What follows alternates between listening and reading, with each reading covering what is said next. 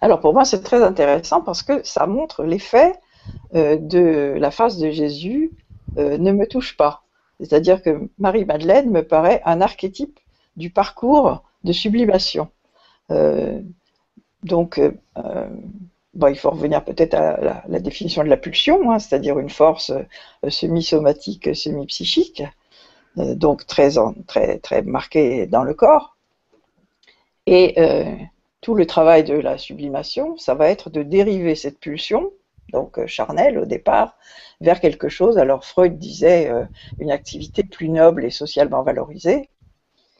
Bon, la sublimation, c'est effectivement dériver cette pulsion, l'épurer, la, la, la spiritualiser, et c'est exactement le parcours que fait Marie-Madeleine. D'ailleurs, dans les représentations populaires, c'était une prostituée, alors que ça, rien ne le dit. Bon, c'était une pécheresse, t'as entendu, mais enfin, elle avait 7 démons, qui étaient probablement les 7 péchés capitaux, dans lesquels il y a la luxure, effectivement, mais enfin, bon, rien ne dit qu'elle était une prostituée. Mais dans les représentations populaires, on a vraiment voulu marquer cette polarité, finalement, ce cursus, entre la, la, la femme charnelle qui devient la femme qui, à la fin, donc, se retire dans une grotte. Alors d'accord, il y avait quand même des anges qui la transportaient D'ailleurs, 7 fois 7 par jour. fois par jour. On reste Sur, dans le chiffre 7. Si, je ne sais sur pas si ça a un intérêt, mais effectivement, entre les 7 7, démons et les... 7 démons, 7 péchés capitaux, 7 anges, 7 cieux qu'il fallait traverser pour... c'est les 7 cercles que traverse l'âme pour monter dans les cieux. Et donc, pour moi, c'est vraiment l'archétype, Marie-Madeleine, du féminin, tel que aussi Lacan le décrit. C'est-à-dire que euh, chercher dans l'amour une union mystique avec Dieu. Au point que Lacan disait « Je soupçonne toute femme de nous tromper avec Dieu ».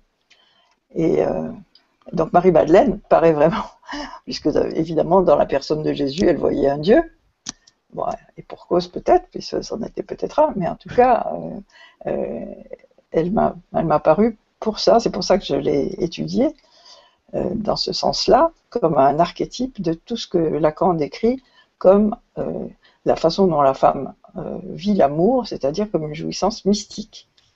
Moi, personnellement, ce qui m'a beaucoup interpellée dans le parcours de Marie-Madeleine, c'est notamment sa processus, donc tel que France a dessiné en étapes. Moi, je suis fort touchée par cette évolution féminin, notamment dès chaque étape. Donc, l'étape, en effet, de charnel, de corporel, de pécheresse. Et puis après, je suis particulièrement interpellée de ce passage de pécheresse délivrée et devenir des suivis de Jésus et même des apôtres, comme on a quand même dit. Donc quelque chose, la place de la femme près de savoir, près de sagesse, la femme à qui l'enseignement est accessible, vous voyez, qui n'est pas exclue. Comme dans certains systèmes patriarches est encore si présente.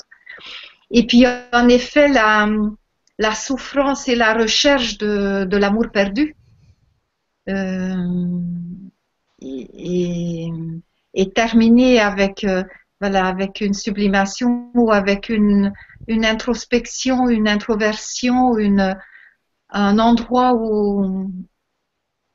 où la partie corporelle peut rejoindre la partie spirituelle. Donc, ce qui m'a terriblement interpellée, c'est la jonction et l'union entre ce qui est spirituel et ce qui est sexuel.